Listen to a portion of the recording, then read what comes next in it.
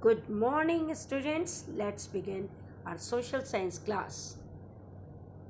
This is my second video related to NCERT Chapter 1, the French Revolution. Today's topic, French society during the late 18th century, the struggle to survive, a growing middle class, and the outbreak of the revolution. What is the learning objective of this chapter? First, the students need to clearly understand what a revolution is and how it is different from that of a movement. Secondly, the student should also be able to distinguish between the historical situation in which the seeds of a revolution and that of a movement find fertile grounds to germinate and grow.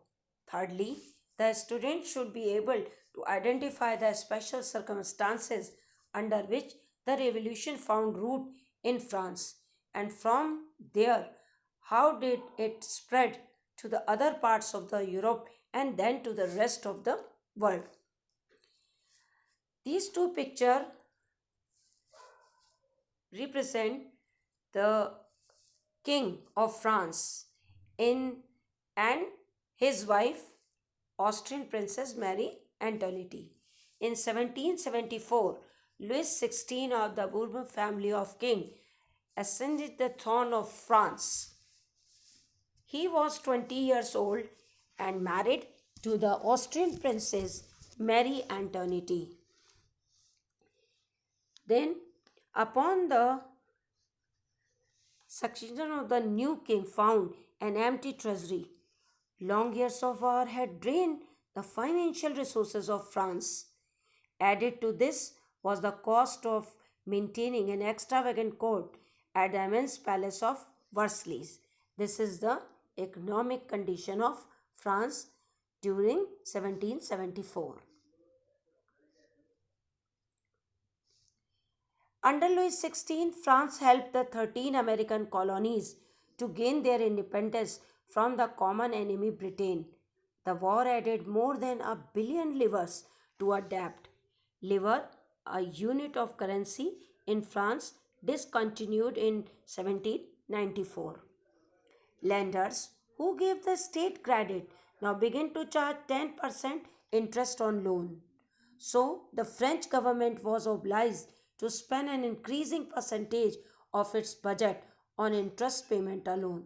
To meet its regular expenses, such as the cost of maintaining an army, the court, running government offices, or universities, the state was forced to increase taxes.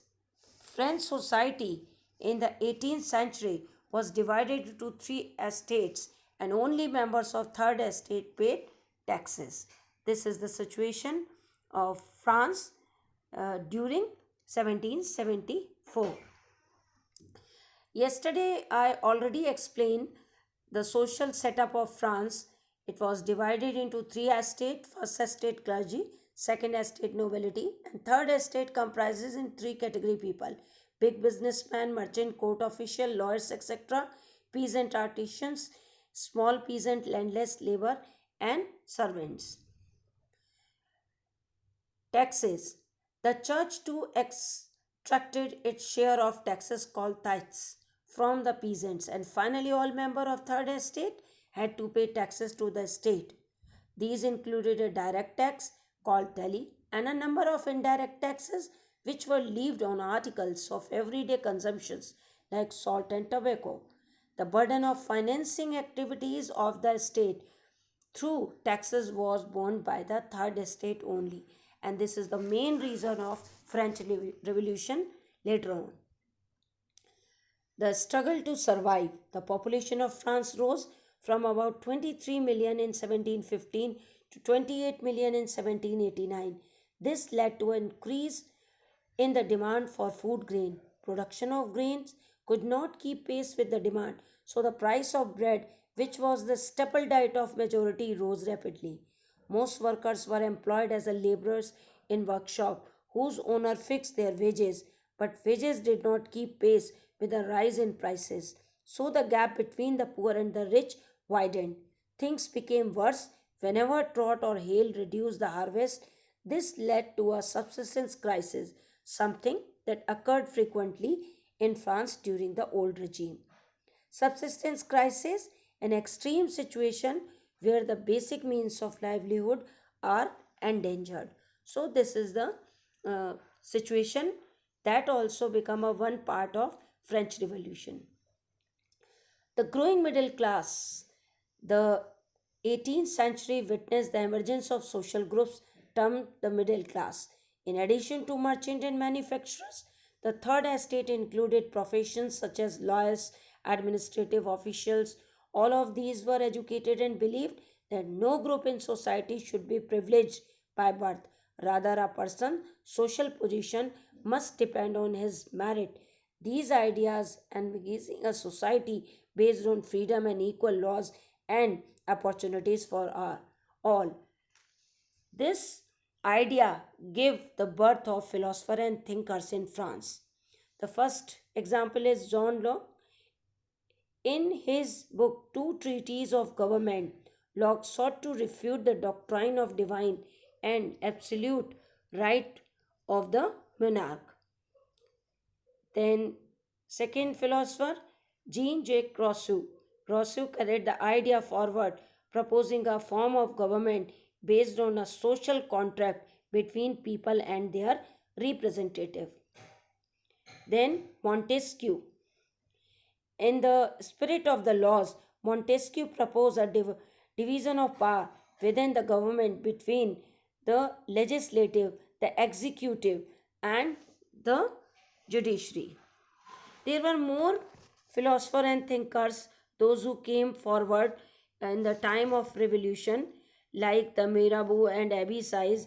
And Mirabeau was born in noble family, but was convinced to the need of way in a society of feudal privilege. And he brought out a journal and delivered powerful speeches to the crowds assembled in Versailles. So this is the role of philosopher and thinker who bring out the thinking of nationalism or freedom or nation state in the crowd of French society.